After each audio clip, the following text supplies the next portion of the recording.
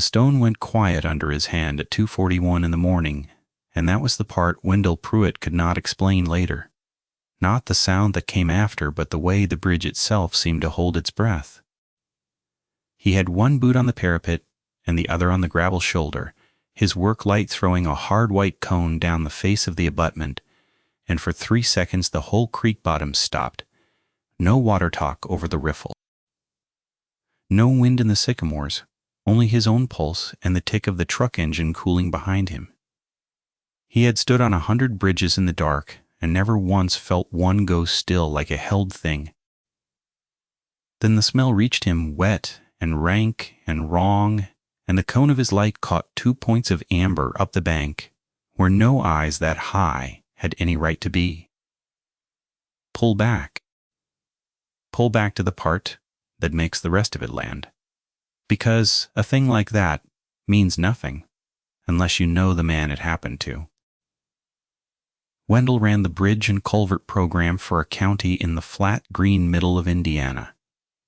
The kind of place where the roads went straight for 6 miles and then jogged at a section line for no reason anyone living could name. He was 53 years old and had done the work for 26 of those years. He measured scour, he logged spalling on concrete and section loss on steel, and the slow rust bleed of old rebar weeping through a deck. He carried a clipboard that had outlasted 3 trucks and a tape that read to the 16th of an inch, and he did not exaggerate.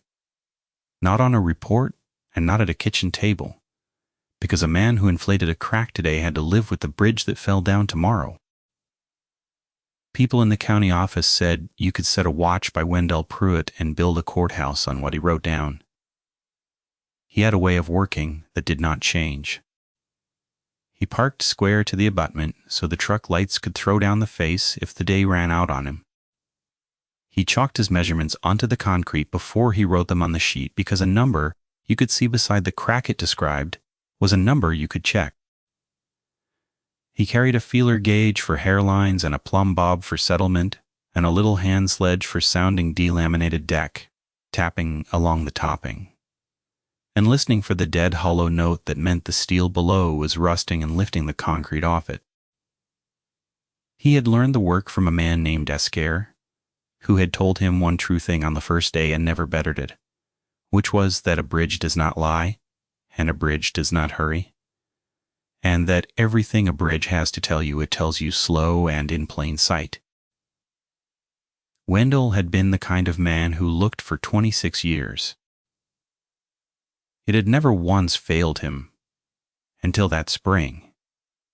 And even then, it did not fail him so much as carry him exactly where the looking led, which was the worst place a careful man could go. The old stone bridge sat at the bottom of the county, where the gravel of Tibbs Ditch Road dropped into a creek bottom thick with sycamore and box elder. It was a single arch of dressed limestone laid up dry by men whose names were gone, spanning a creek the maps called Plum Run and the locals called nothing at all. It had carried wagons, and then Model Ts, and then grain trucks, and somewhere in the 1970s, the county had paved a bypass a half-mile north, and more or less forgotten the stone arch existed. Wendell had not forgotten it. It was on his rotation, a fracture-critical inspection every 2 years, and he had a soft spot for it the way some men did for an old dog that still hunted. The limestone was cool and tight under his palm in summer. The arch had not moved a quarter inch in his 26 years of measuring it. He lived 11 miles from the bridge, with his wife Carla in a farmhouse her grandfather had built, and that spring the house held more than the 2 of them. Their daughter Renee had come home in March with a marriage coming apart behind her and a baby in a car seat, and the baby was the whole weather of the place now. Her name was Sutton, and she was 4 months old, and she slept in a bassinet in the room that had been Renee's, under a mobile of felt stars Carla had sewn in a single determined evening. Wendell had not planned to be a grandfather at 53 any more than he had planned the rest of it, but he found he did not mind. He found that the small, heavy warmth of her on his forearm undid something in his chest that 26 years of careful measurement had wound tight. The first wrong thing was a sound that was not there. He had driven down to the stone bridge on a Tuesday evening in early May to set up for the biennial. The light was long and gold through the box.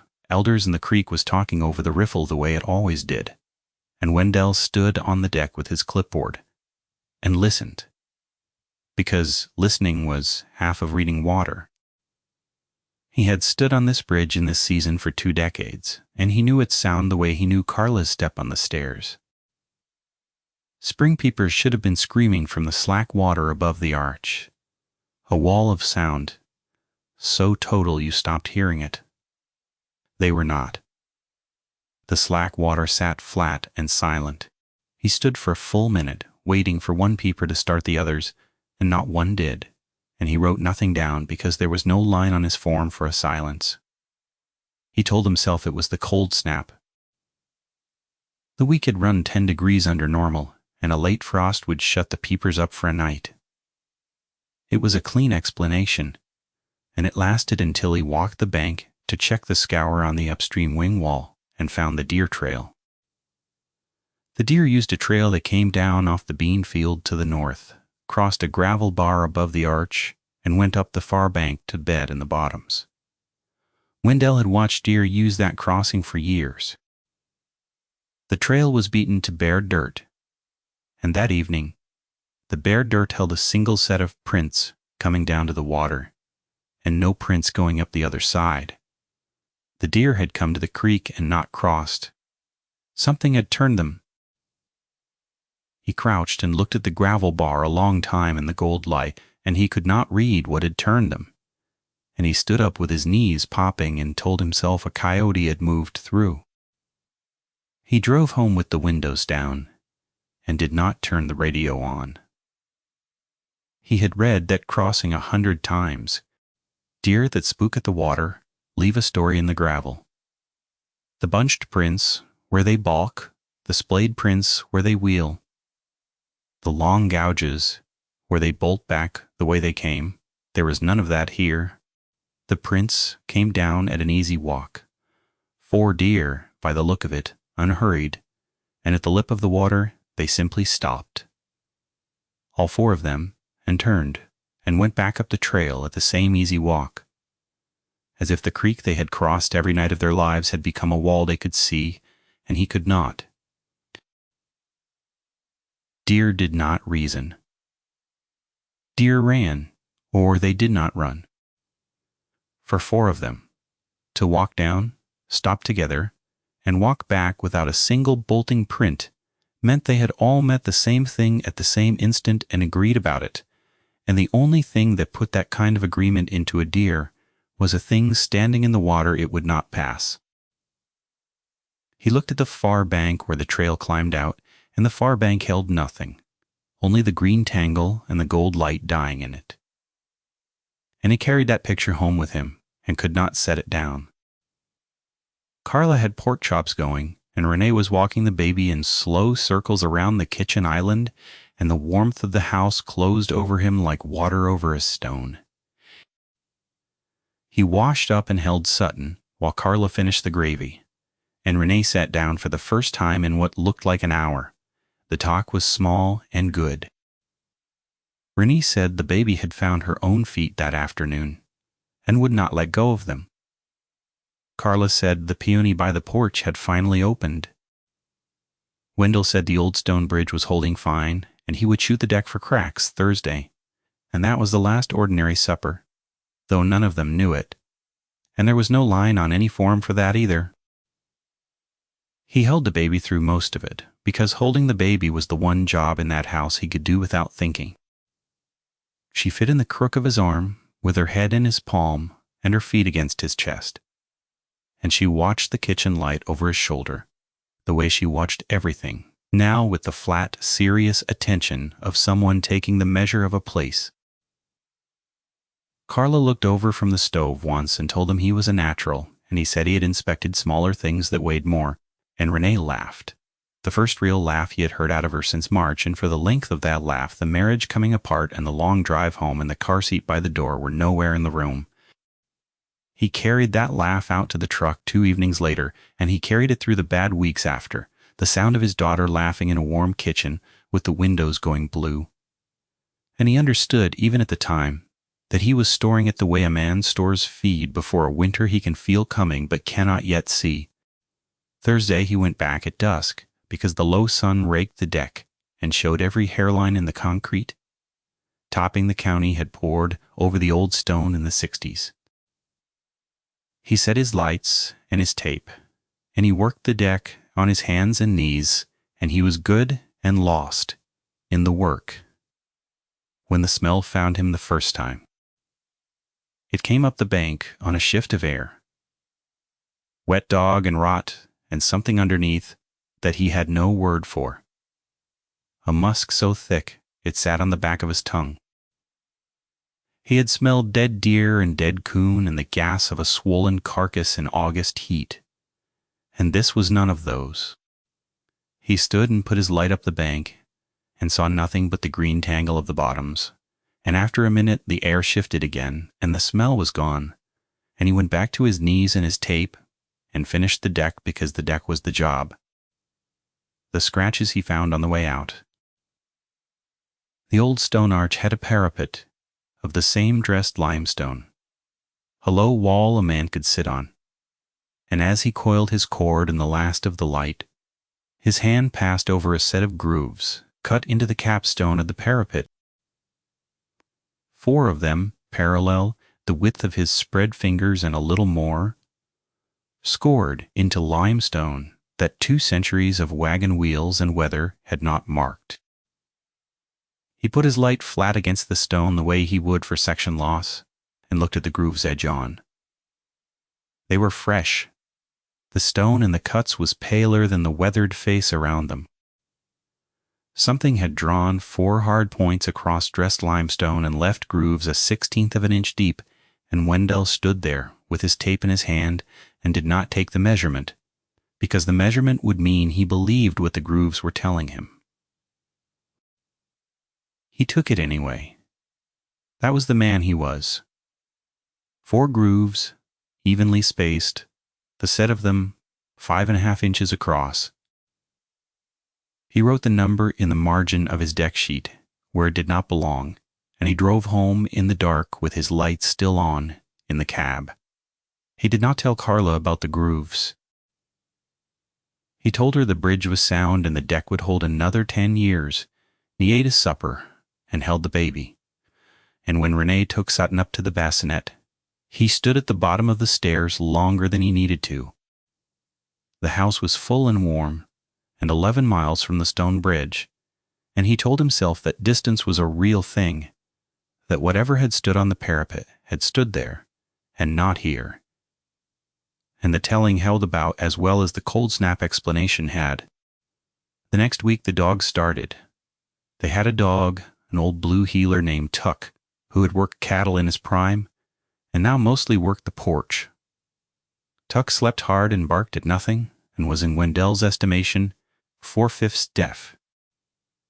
On the Wednesday night, Tuck came up off the porch boards at something past 2 in the morning and stood at the top of the steps with his hackles up in a ridge and made a sound Wendell had never heard him make. Not a bark, a low, steady note from somewhere deep, the sound a dog makes when the thing in the dark is too large to bark at. Wendell came out in his union suit with the porch light off because his eyes worked better without it.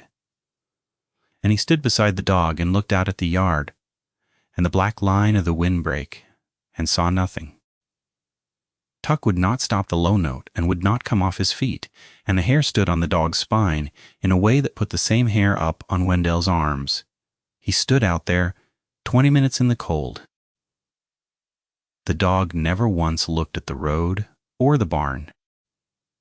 He looked at the windbreak, the dark tangle of cedar and Osage orange that ran along the property's north line, and he held that one direction the whole time. And that was the thing that stayed with Wendell.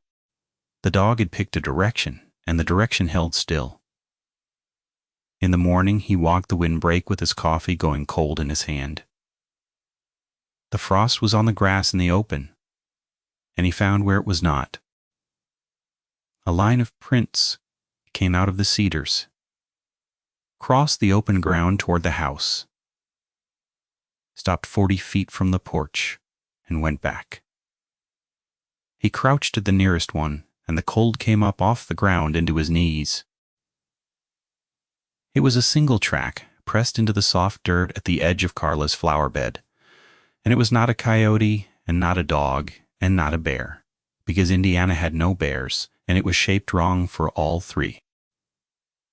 4 toes and a heel pad, and the 4 toes ending in points that had pressed past the toe into the dirt.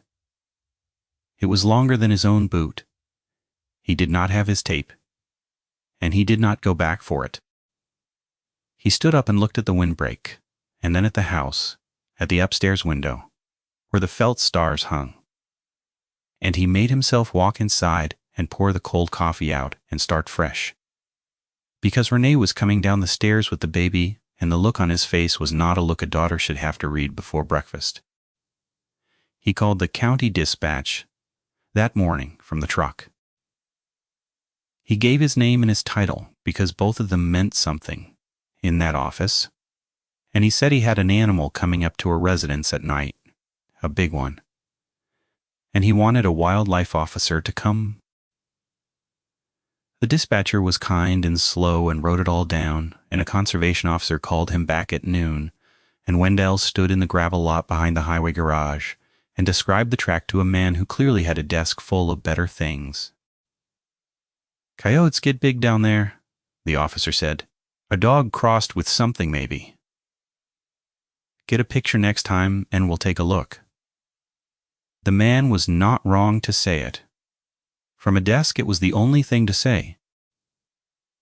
Wendell thanked him and hung up and stood in the lot and understood, in a flat and final way, that no help was coming down Tibbs Ditch Road because nothing he had said added up to a thing the county had a form for. He bought a trail camera that afternoon at the farm store in town, the kind the deer hunters used, and he set it on a steel fence post at the corner of the windbreak, angled across the open ground the prints had crossed. He had read trail cameras before, for the deer survey the county did, and he knew how they worked and what they caught.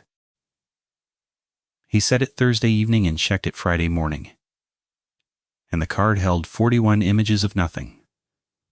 The grass moving, a barn cat, a gray light coming up. Friday night, he set it again. Saturday morning, the camera was on the ground at the base of the post, and the strap that had held it was not cut and not chewed. It was stretched and snapped.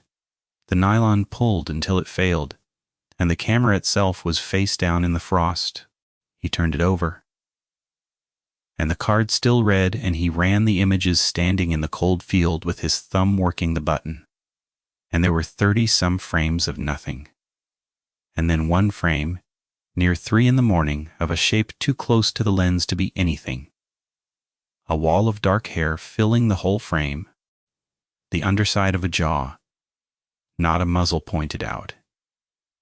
A jaw seen from below, which meant the thing had been standing over the camera, looking down into it when the picture fired.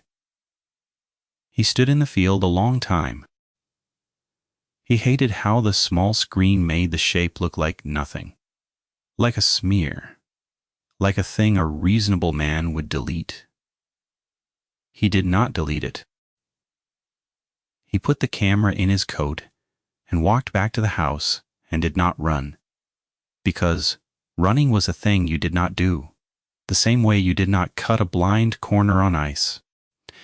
He had cinched that strap himself, 2 wraps around the post, and the buckle drawn down hard. The way he cinched a load, a coyote that fouled a strap left tooth marks and slobber in a chewed end gone to threads. A branch that took one down left it hung in the buckle. This strap had 3 inches of clean stretched nylon, necked down, thin, where the weave had pulled apart, under a steady straight pull. No teeth, no fray. The failure of a thing hauled on by a hand that wanted the camera off the post.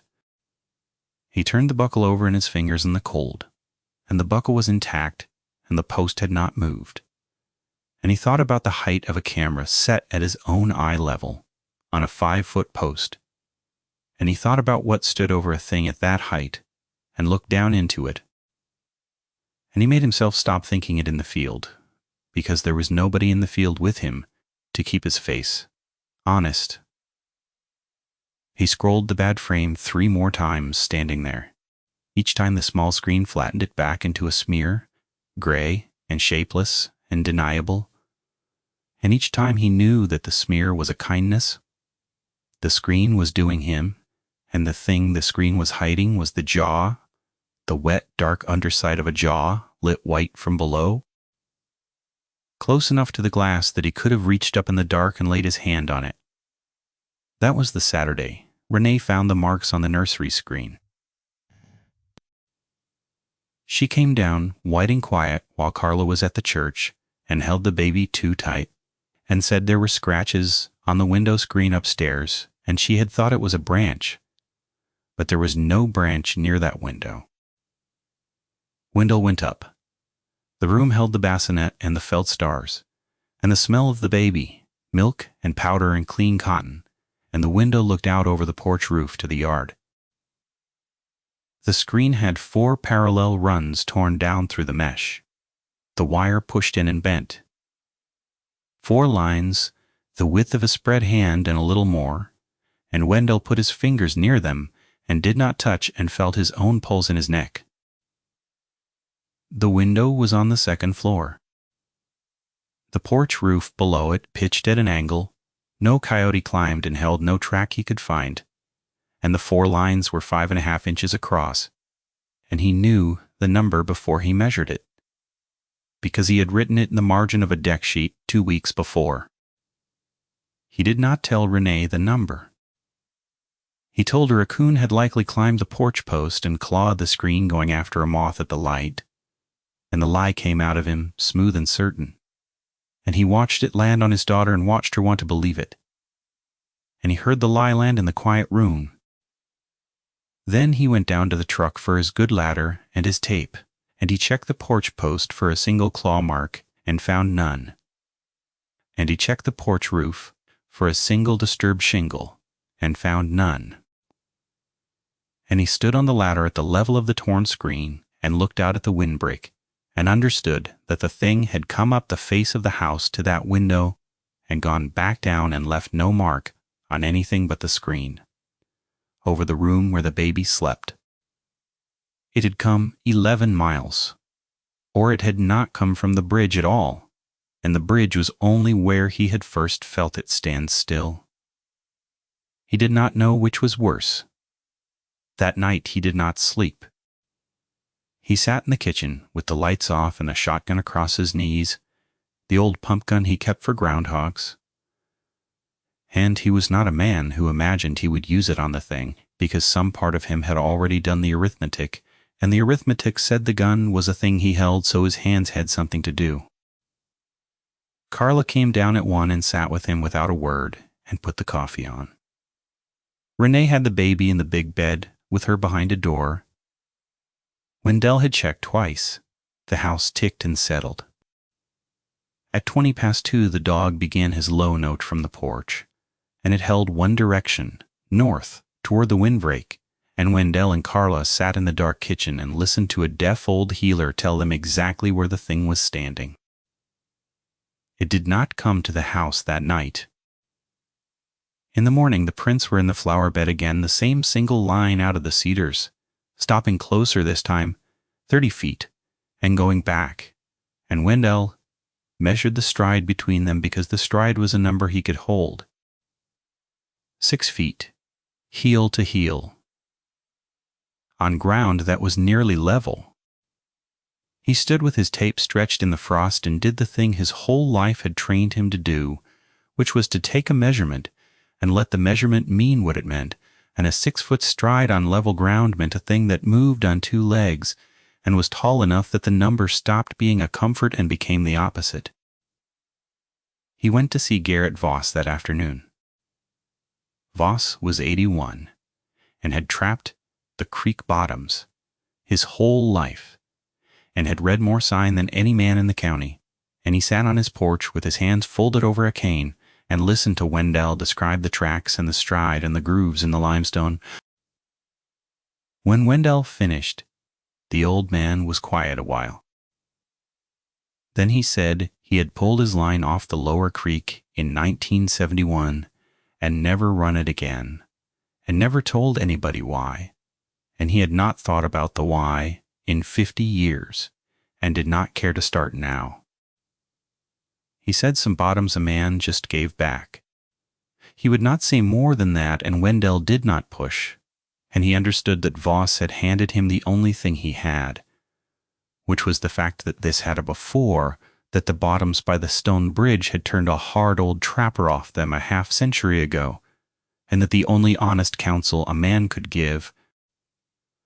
Wendell drove home knowing he could not give it back, because the thing had stopped being about the ground when it climbed to the nursery window.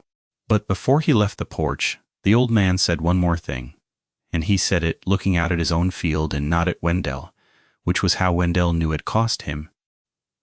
He said when he had found his last set sprung, and the muskrat gone out of it, and the trap itself bent in a way no caught animal bends a trap, he had gone home, and he had not been able to say what bent it, and a man who cannot say what he saw stops saying anything. He said the worst of it was not the night. The worst of it was the mornings after, when the sun came up clean over the bottoms, and the birds went on like always, and there was not one mark on the whole green world to prove the night had happened, and a man started to wonder if the wondering was the thing wrong with him. Then he said, "Do not let it get you doing that." And he tapped the cane once on the boards as if to end it. And he asked after Carla and the baby in a flat voice that closed the other subject for good. Wendell sat a moment longer than was easy, and then thanked him and stood. At the truck he looked back, and the old man had not moved, still looking out at the field with his hands folded on the cane, a man who had given a bottom back 50 years ago and had been giving it back every morning since. The escalation came in the count of the nights, each one starting higher than the last. Sunday, the dog held the north line for an hour. Monday, the smell was in the yard at dusk, thick enough that Carla smelled it from the porch and went inside without being told. Tuesday, the trail camera he had reset on the porch post itself, aimed out at the yard, caught a single frame at 3:11 in the morning of 2 points of amber light at the edge of the windbreak, low and wide and steady, the height of them wrong, higher off the ground than a coyote's eyes, and set further apart. And Wendell stood at the kitchen table at 6 in the morning and held the tape to the screen and used the known width of the fence post in the frame to scale the eyes, and came up with a spacing he did not write down. He had measured a thing he could not afford to have measured. Wednesday it rained all day, and the creek came up, and the bottoms ran loud, and that was the night it came all the way to the porch. Each night started where the last had ended, and climbed from there. Sunday he had stood with the dog at the rail, and the dog had held the north line a full hour without once breaking, and Wendell had timed it on the kitchen clock through the window because timing it was a thing he could do, and an hour was longer than any animal he knew of would hold a yard. Monday, the smell did not come and go on a shift of air the way it had at the bridge. It settled. It lay over the whole yard at dusk like a low fog a man could not see, wet hair and rot and the musk underneath, and Carla came in off the porch with her mouth tight and washed her hands twice at the sink and did not say what she had smelled. And the not saying was its own kind of saying. He found himself keeping a private ledger of the nights, the way he kept a ledger of a failing span, this night worse than the last, by this much, the line of it climbing. And he knew from the bridges that a thing whose damage climbed on a steady line did not level off on its own. It went until it failed. He did not let himself follow that thought to the place it ended, which was the room with the felt stars. But the thought followed him anyway. Down every hour of every one of those nights, patient as the thing in the windbreak. He was awake. He was always awake. Now the dog did not give his low note this time. The dog came up off the boards and pressed himself flat against the kitchen door, against the wood, shaking, and made no sound at all. And that silence was worse than any note. Wendell stood in the dark hall with the gun, and watched the back door through the kitchen, and saw through the 4-pane window in the upper half of the door. The porch light he had left off. Come on. It came on because something had broken the beam of the motion sensor Carla had mounted over the steps. The yard went white. And in the white at the bottom of the porch steps, 11 feet from the door,